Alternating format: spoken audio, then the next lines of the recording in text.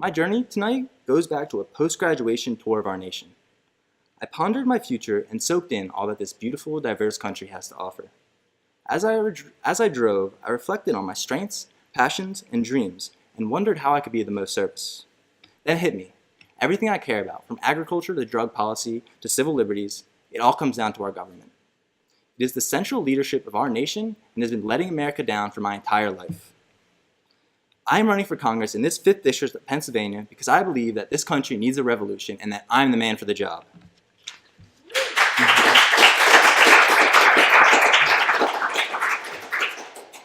Thoreau said it best, "There are 1,000 hacking at the branches of evil to one who is at the root."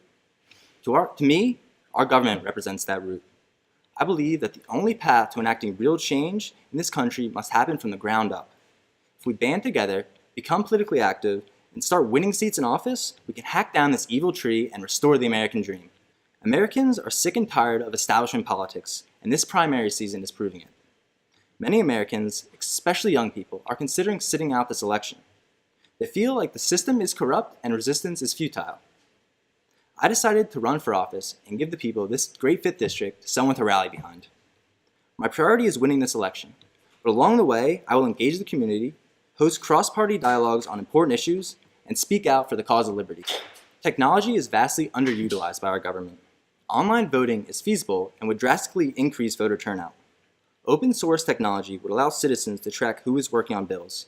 This is incredibly important when you consider that special interest groups often write the legislation, and the people deserve to know the true authors. 27% of Americans say that they don't vote because they don't have the time. We need to fix that problem and make voting a national holiday. Our political system is in dire need of an overhaul. Congressmen work 150 days a year and make a minimum of $174,000. Do you know of any other public servants who make so much for such little time? I'd put Congress to work for over 200 days a year and cut their salaries by 33%. The solutions I just mentioned aren't even being considered. Our current politicians don't want higher voter turnout or more transparency. They are happy to maintain the status quo for their own means. This must end immediately and is my top priority. There are many areas of overlap between the left and the right, and my platforms are built around this common ground. My focus is on ending the war on drugs, reforming our food system, creating a sensible foreign policy, and making higher education more affordable. America's drug problem has never been worse. There were 28,000 opioid-related deaths last year. Our prisons are packed with nonviolent drug offenders, and we lack effective addiction treatment.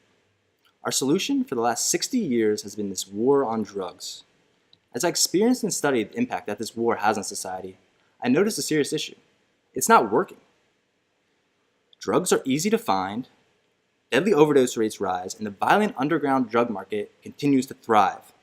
We need to treat addiction like a mental health concern, not like a criminal one. I want to cut down mandatory minimum drug sentences, take down 3-strike laws, and drastically increase addiction and other mental health treatment options. The most insane aspect of this drug war is the potential medicinal value that many of these substances possess. Marijuana, MDMA, psilocybin, ayahuasca, and iboga are just a few of the medicines that hold enormous potential in healing a wide range of diseases like depression, addiction, and chronic pain.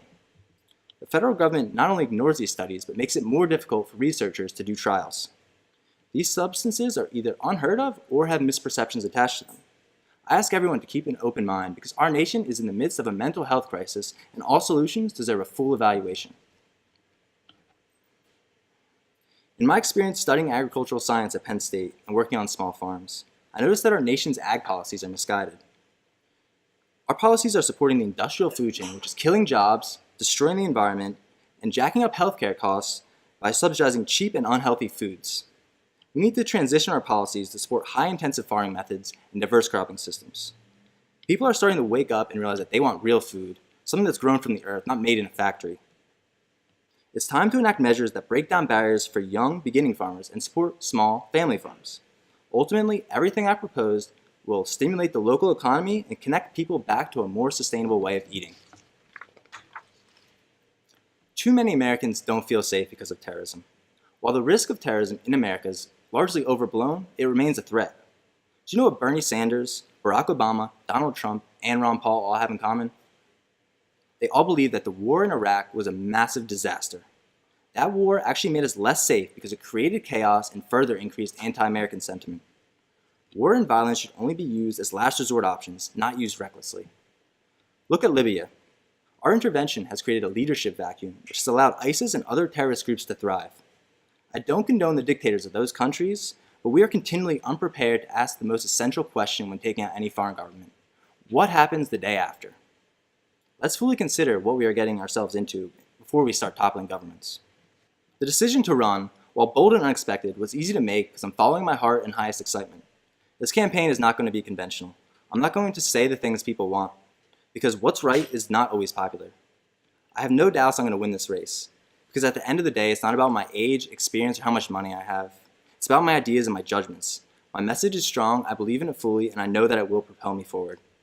Tonight is the result of the hard work of a few, and it may seem modest, but I ask you to follow along with my campaign and see the amazing places we go.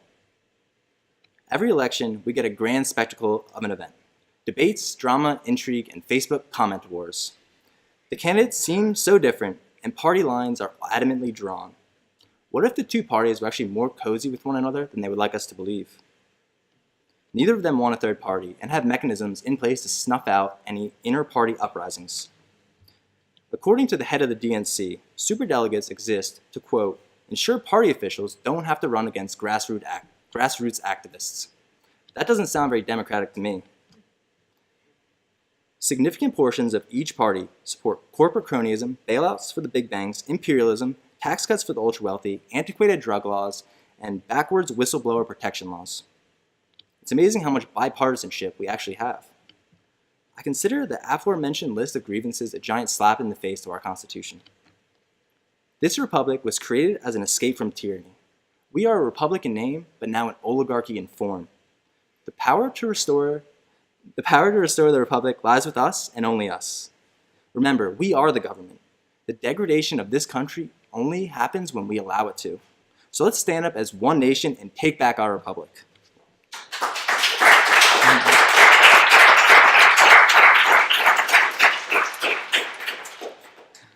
We the people, arguably the most important and beautiful 3 words in our Constitution.